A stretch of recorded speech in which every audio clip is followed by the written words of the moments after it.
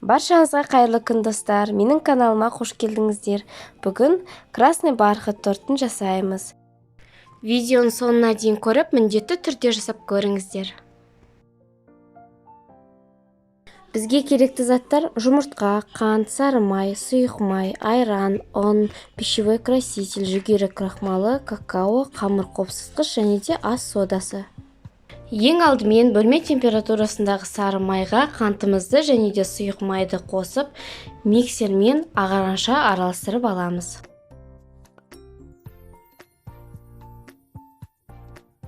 Массамыз ағарғанша дейін бөлме температурасындағы айранға пищевой красительді қосып дайындап аламыз. 5 жұмыртқаны бөлек ыдысқа жарып дайындап қоямыз. Массамыз ағарғаннан кейін жұмыртқамызды бір-бірден қосып араластырамыз. Барлық жұмыртқаны бірден қосып жүруге болмайды.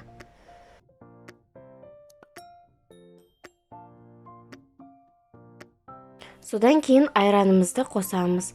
Айранды қосқаннан кейін миксердің жай жылдамдығымен араластырып аламыз. Құрғақ қоспалардың барлығын бөлек ыдысқа қосып араластырып аламыз. Ұн мен какаоны міндетті түрде електен өткіздіріп алыңыздар.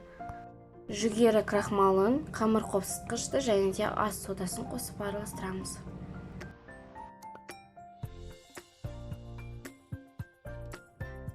Содан кейін массамызға 2-3 бөлікке бөліп, қосып миксердің орташа жылдамдығында араластырып аламыз.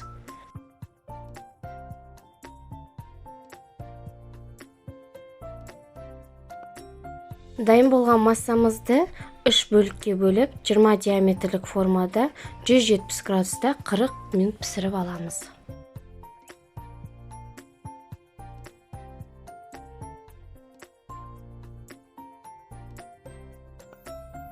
Бисквитіміз пісіп болған соң толық суытып алып, содан кейін жұмыс жасаймыз.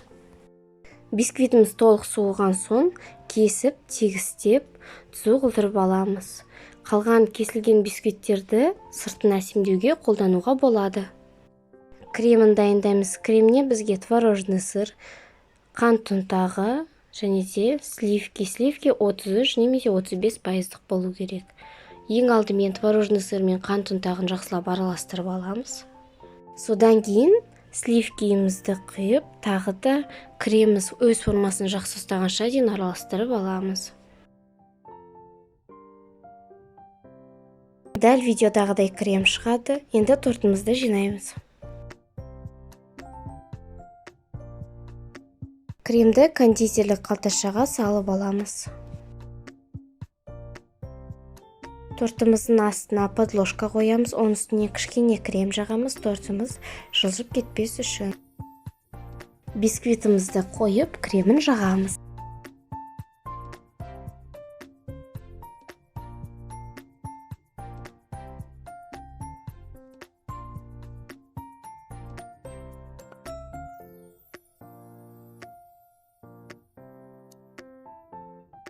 Кремімізді жағып болған соң, бетін спатула көмегімен тегістеп шығамыз.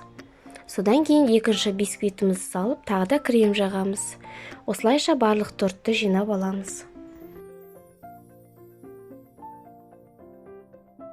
Тортымызды толық жинап болған соң, ацетатная пленкаға және де разъемный кольцоға орап, дәл видеодағыдай сыртына, яғни бетіне пищевая пленканы жауып, бір күнге тоңазытқышқа қойып қоямыз. Тортымыз бір күн тұрғаннан кейін сыртындағы кольцосын, ацетатная пленкасын шешіп, сыртындағы кремін тегістеп жағып шығамыз. Содан кейін қалған бисквитті қолмен ұсақтап, тортымызды әсемдеп шығамыз. Видео ұнаса, менің каналыма тіркеліп, лайк басып, комментарий қалдыруды ұмытпаңыздар. Сіздермен болған Наргиз. Келесі рецептте кездескенше.